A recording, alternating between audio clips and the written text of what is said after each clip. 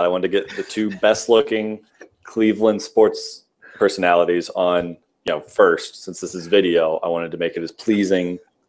I didn't just want the takes to be hot, Jim. That's what All right. Hello and welcome to the first video segment that we're doing here for Waiting for Next Year, as of yet unnamed, because I haven't come up with anything witty and creative yet. This week I have Jim Pete, the man with two first names. Jeff, how you doing? I'm very pleased to be your first guest. Tribe sitting, I believe, 7 games over 500. I think they have the third best run differential in the AL right now, and it just hasn't felt that great or that dominant.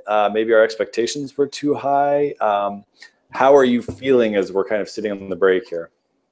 So I'm feeling great. I mean, our offense is going to be fine.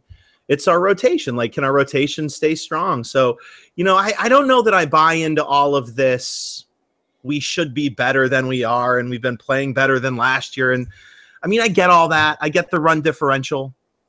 But I still think that there is some there's still some wheel spinning. So I'm a little worried about that, but it feels like how long can Lindor be like not good? I just feel like there's a couple of guys that just click it up a little bit of a notch and we run off 10 in a row.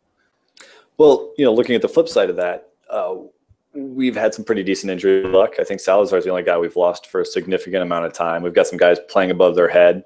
I mean, you and I are the presidents, the co-presidents of the Jose Ramirez fan club, but this isn't necessarily completely sustainable, even if he's going to be at a high level. He's on pace. He's on pace to hit 30 home runs. I mean, that's ridiculous. I know. He'll probably end up at like 29. I know. But, I guess when you look at how things have been, I almost see an opportunity for regression more than an opportunity for things to get better. Do you agree with that or no?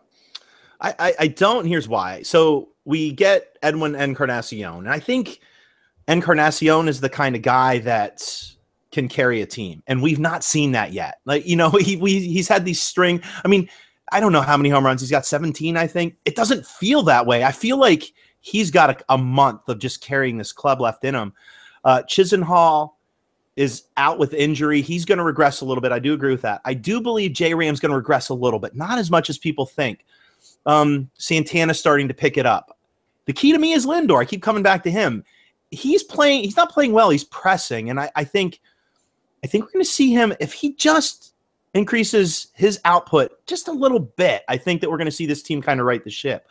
But I think a guy like Kipnis not being right all year long, whether or not you think he's one of the top 3 hitters or the top 5 hitters, that's a big deal, because this is a guy who's been in the top of the order. And here's a guy who they've been counting on, who's just not been producing. I think that could be a key too. So I think if they can get Kipnis healthy, and if they can get Lindor ticking it up a notch, if they can get him to 280 Lindor, and maybe not worrying so much about the power, I think they'll be fine. Hattery put out the great trade piece this week about some available pitchers that the Tribe might be looking at. It seems like Twitter's been throwing prospects around already. We're ready for the trade deadline, and it seems. How big of a swing do you think that will be if we were able to acquire a number 3 type starter, or even better? Some of the names that are being thrown around are pretty crazy. How big of a swing do you think that makes for the team? How many more wins, maybe 2-3 more wins that gets you throughout the regular season? The key, postseason. That's the key. I mean, you get the guy for the postseason, and here's why. I mean, I know there's a lot of people saying, well, look what they did with Miller. Look what they did with the bullpen. The key to me is having a healthy Carrasco, and having a healthy Carrasco is, Adam Burke has been pointing out, having Carrasco with 5 days rest. That's what a number 3 gets you. So regular season, to me, I think they don't have to do anything much to win it. It's the playoffs they're pointing to. Finally, who scares you in the playoffs right now? Let's say it starts today. Let's assume we've got a spot. Is it Houston? Is it Boston? Is there a sleeper team that you think is going to bust out and maybe cause us some problems? It seems like we're pretty prepared at this point, assuming we do go out and get some sort of starting pitching. So who would be the team that scares you the most right now? The Yankees, to me, are the one wild card in all of this. They could go out during this next 2.5 weeks, and they could make 2 or 3 moves and transform themselves into something that we didn't foresee.